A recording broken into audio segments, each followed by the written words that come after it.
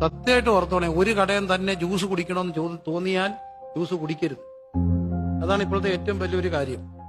നമുക്കങ്ങ് ആ കടയാണെങ്കിലെ ജ്യൂസ്, ആ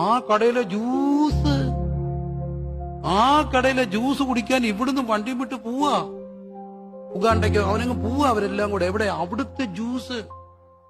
അവിടുത്തെ ജ്യൂസിന് ആള് കൂടുന്നുണ്ടെങ്കിൽ ആ കടയിൽ ജ്യൂസ് കുടിക്കരുത്.